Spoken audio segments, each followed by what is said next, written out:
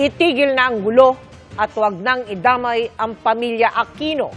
Yan ang naging panawagan ng apo ni dating Senador Ninoy Aquino matapos maungkat ang pagpatay sa dating senador sa mga aligasyon ni Vice President Sara Duterte laban sa pamilya Marcos. Ang naging tugon dyan ng bise sa pagtutok ni Ivan Mayrina.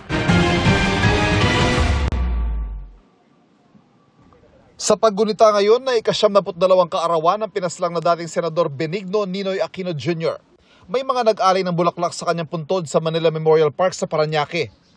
Sa Tarlac City naman, ipinasilip sa ilang piling mga panauhin ang nire-renovate na Aquino Center and Museum. Dito makikita memorabilia mula sa buhay ni Ninoy, ang kanyang may bahay na si Pangulong Cory at kanilang anak na si Pangulong Noynoy. Ang malagim na pagpatay kay Ninoy nanumbalik sa kamalayan ng mga Pilipino matapos itong sabihin ni Vice President Sara Duterte tungkol sa pamilya Marcos. Pumalag nga yung buong bayan nung pinatay ng pamilya nila si Benigno Aquino Jr. Reaksyon dito ng apo ni Ninoy na si Kiko Aquino D. Huwag na raw idamay ang kanilang pamilya. Sana tigilan nyo yan para sa bayan, di ba? Parang huwag kayong manggulo kasi naghihirap ng kanilang mga Pilipino. Specifically sa pamilya ko, sana huwag nyo rin panggitin yung kung hindi kayo naniniwala na mahalaga yung karapatang pantao, kung hindi kayo naniniwala na mahalaga yung demokrasya at saka yung konstitusyon natin, huwag mo na sanang bagitin yung pangalan ni Lolo Ninoy. Sabi pa niya, ang turing ko sa mga Duterte, sa mga Marcos, pareho silang ulo, dalawang ulo sila ng parehong halimaw. Ang basa ko po, dalawa po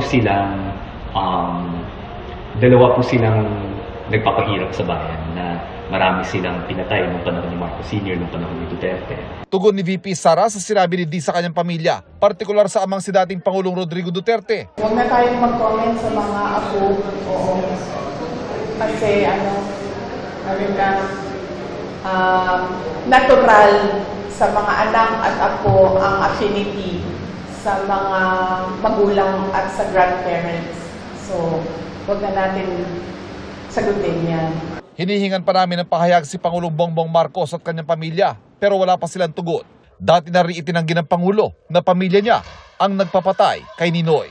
Para sa GMA Integrated News, Ivan Mayrina, nakatutok, 24 oras.